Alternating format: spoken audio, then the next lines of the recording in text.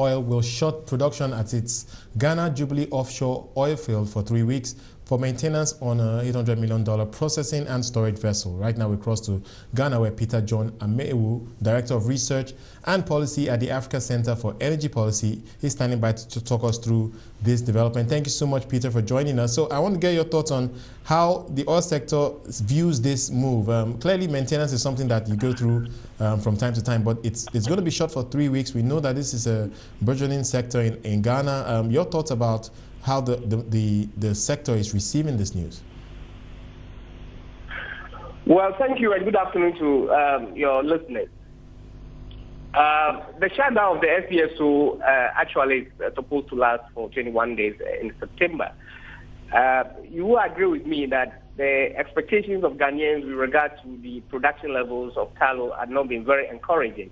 Right. Prior to the design and implementation of this project, Ghanaians were made to believe that the production level would peak at 120.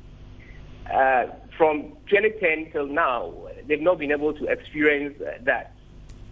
We've been told that there were delays in terms of non-performances of some of the wells that were recorrected. And so production levels shoot up from between 88,000 barrels as of last year, quite close to about 100,000 barrels in this year. The current shutdown for 21 days, of course, is an industry practice, but government, in the long run, is going to lose some form of revenue. Absolutely. Well, absolutely. And what's the view on the growth of this sector? Tullow, of course, is a major project in Ghana right now. What's the expectation going forward, given the fact that, like you just mentioned, they're a bit behind some of their projections? Does one get the sense that this is going to improve going into next year? Well, unfortunately, it's important for the world in general to recognize that Ghana, where we are now, we are not an oil industry at all.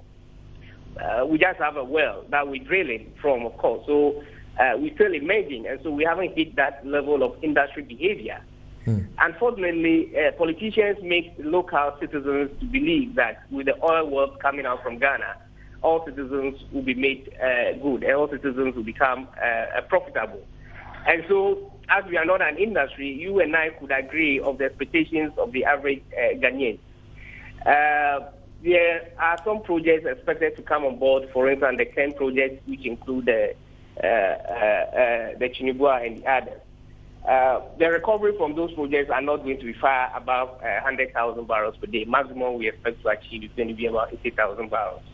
And so, lumping the 10 projects together with the current Tullow's development project, that will again not put Ghana into any competitive regime compared to Angola, Nigeria, and other major players within the economy.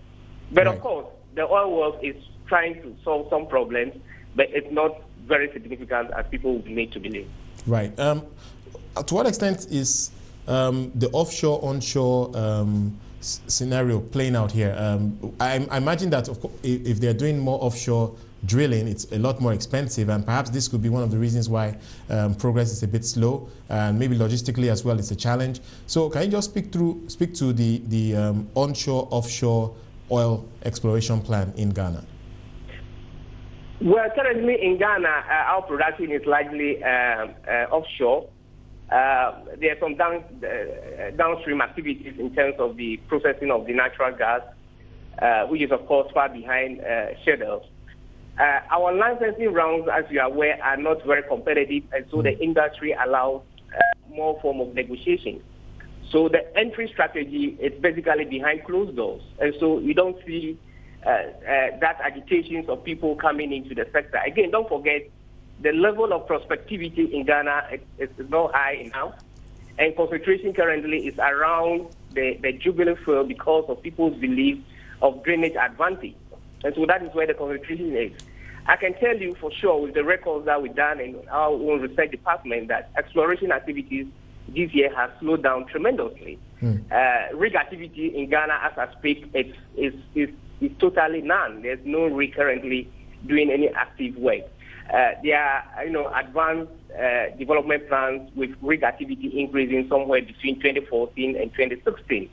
But now the activities offshore, as compared to any emerging oil country, it's quite very low in Ghana.